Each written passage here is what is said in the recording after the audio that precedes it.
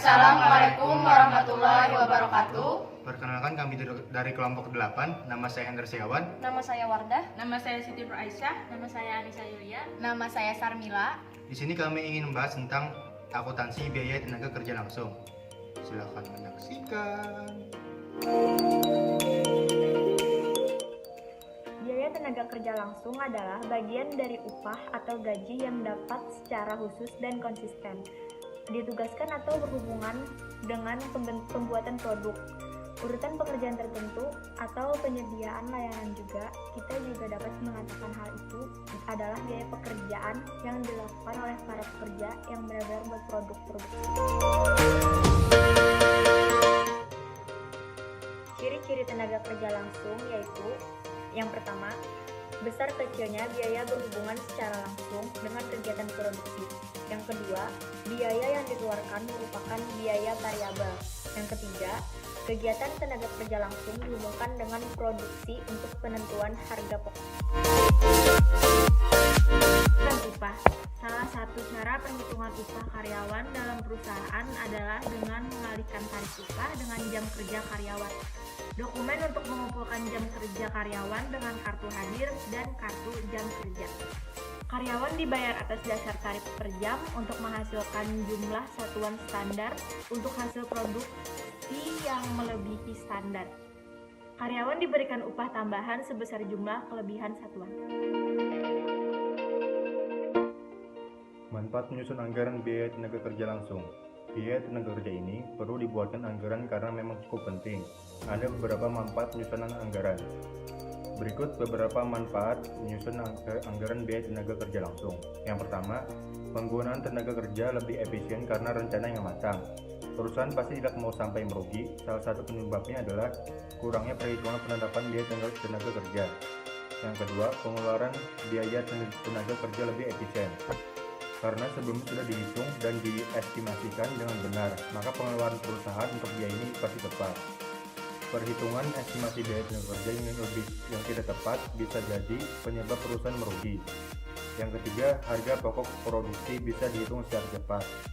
Perhitungan anggaran akan mempengaruhi biaya lain seperti biaya overhead dan bahan baku. Yang keempat, dapat dipakai sebagai alat pengawasan. Anggaran biaya tenaga kerja langsung juga dapat dipakai sebagai alat pengawasan. Karena biaya sudah diperkirakan, perusahaan akan berusaha untuk memenuhi target yang sudah ditentukan sesuai anggaran yang dibuat. Perusahaan perlu melakukan perencanaan tenaga kerja. Hal ini menjadi dasar menetapkan anggaran berapa besarnya biaya tenaga kerja ini. 6 hal yang harus diperhatikan dalam melakukan perencanaan tenaga kerja adalah pencarian atau penarikan tenaga kerja, kebutuhan tenaga kerja, pelatihan bagi tenaga kerja baru, besarnya gaji dan upah yang harus diterima pekerja, evaluasi serta spesifikasi pekerjaan yang akan dilakukan tenaga kerja, pengawasan tenaga kerja. Selain itu, anggaran biaya tenaga kerja langsung juga merupakan sebuah anggaran yang menjelaskan secara terperinci tentang upah, terutama upah yang dibayarkan pada tenaga kerja langsung selama periode mendatang. Tahap pencatatan akuntansi biaya gaji dan upah. Yang ke-1, pencatatan distribusi gaji dan upah ada 3, yaitu yang pertama, kartu hadir karyawan, yang kedua, daftar gaji dan upah, dan yang ketiga, rekapitulasi gaji dan upah terbagi menjadi 3. Yang pertama, bak pabrik, yang kedua, bak administrasi dan umum, yang ketiga, bak pemasaran. Selanjutnya yang kedua, pencatatan utang upah gaji dan karyawan. 1. Daftar gaji dan upah. Yang kedua, pencairan dana untuk pembayaran gaji dan upah. Selanjutnya yang ketiga, lanjutan pembayaran upah kepada karyawan. 1. Gaji siap dibayarkan. Yang kedua, pembayaran gaji dan upah karyawan. Yang terakhir yang keempat, penyetoran pajak penghasilan ke kas negara.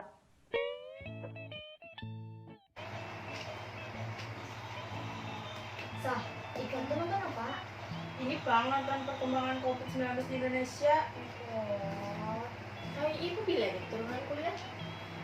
Gila ya lah, katanya turun kuliah. Gila loh, sebenarnya dah libur. Ada tugas rasanya. Tugas apa ya? Kan e-learning sudah lah di download. Sudah. Semuanya Sudah. 100%. Nina tugas nih kamu mereka paham lah. Tentang apa garang tuh? Bisa bergerak tentang akuntansi biaya.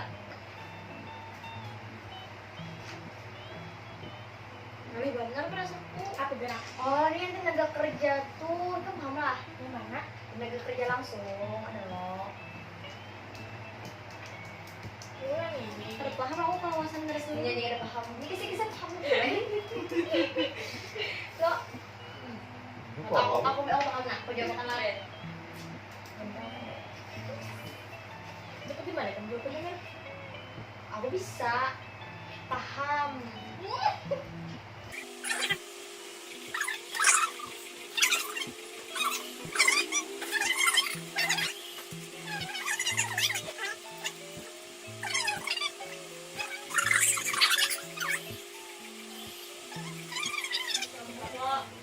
Sambung. Kami gini dulu mau nikah, Miss Aisyah Hendra.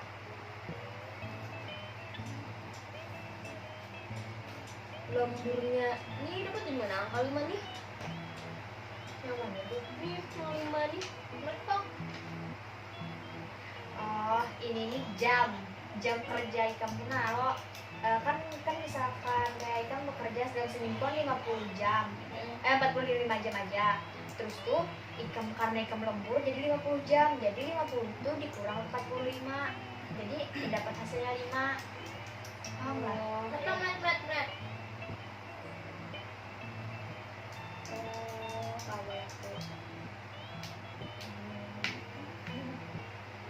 Ikam pangsa paham lah. Paham?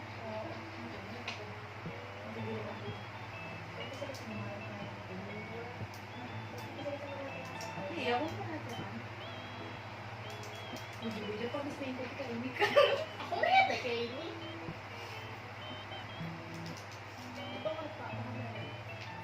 Aku ini pintar. Ter. Masa? Paham dah aku tenaga kerja langsung nih.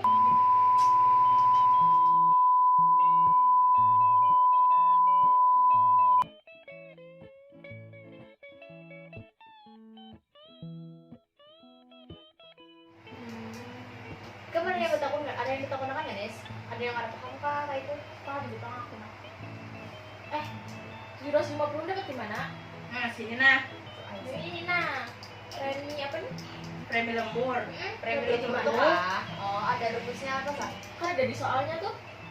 Iya, itu tuh dapatnya dari upah, tarif upah.